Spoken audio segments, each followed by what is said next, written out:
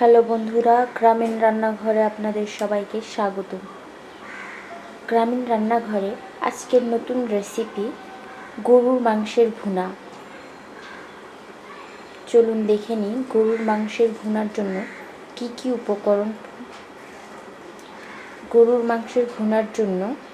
কি উপকরণ প্রয়োজন।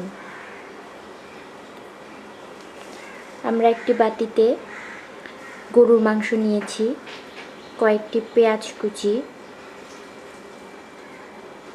আদা রসুন বাটা, হলুদ গুঁড়ো, মরিচ গুঁড়ো, 2টি তেজপাতা, কালো এলাচ, সাদা এলাচ, দারুচিনি, লবণ আর তেল নিয়েছি।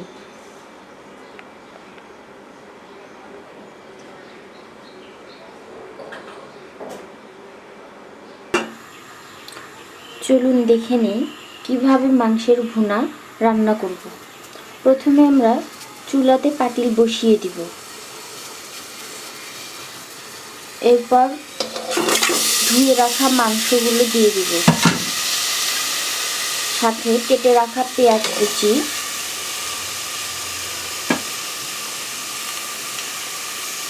তেজপাতা, সাদা এলাচ, কালো এলাচ আর দারচিনি।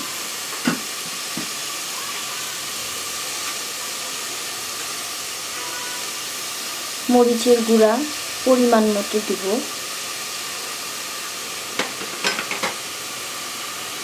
হলুদ গুঁড়া,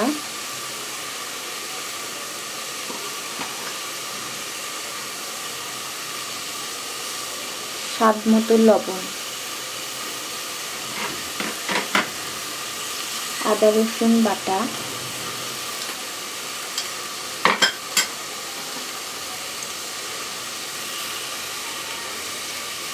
তেল দিয়ে ভালোভাবে নেড়ে মিক্সড করে দিব। ভালোভাবে মিক্সড হয়ে গেলে 5 মিনিট কষানোর জন্য ঢেকে রাখবো। ঢাকনা তুলে দেখব যে মাংসের কী অবস্থা। মাংসটা ভালোভাবে আবার নেড়ে দিব যাতে পুড়ে না যায়।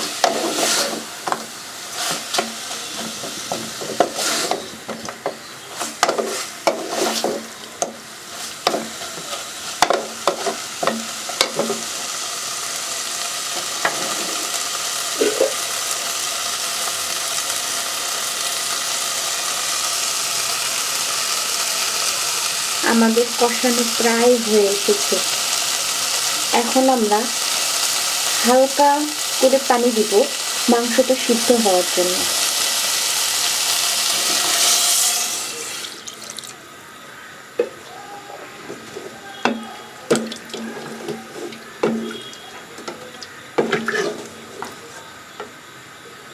পানি দেওয়া হয়ে গেছে, এখন আমরা ঢাকনা দিয়ে সিদ্ধ হওয়ার জন্য কিছুক্ষণ ঢেকে রাখবো।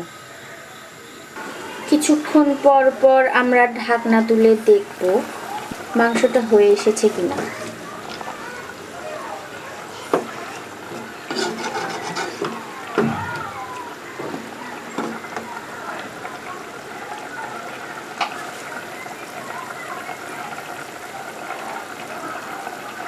আমরা আরেকটু চুলার উপরে রেখে দিব, তাই ঢাকনাটি ঢেকে আরো কিছুক্ষণ অপেক্ষা করব। মাংস প্রায় হয়ে এসেছে। এখন আমরা এটাকে নেমে 5 ফোড়ন দিয়ে বাগার দিব। বাগার দেওয়ার জন্য আমরা পাতিলে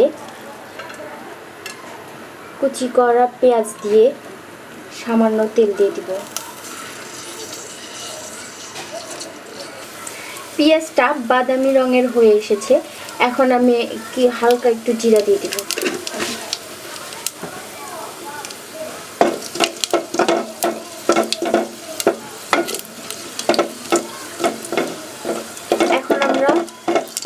এখন আমরা মাংসগুলো পাতিলে ঢেলে দিব।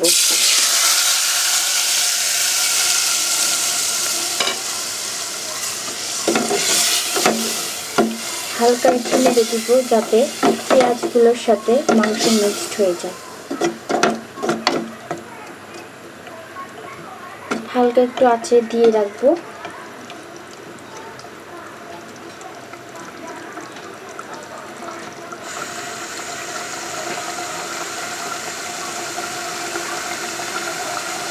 হয়ে গেছে আমাদের মাংসের ভুনা।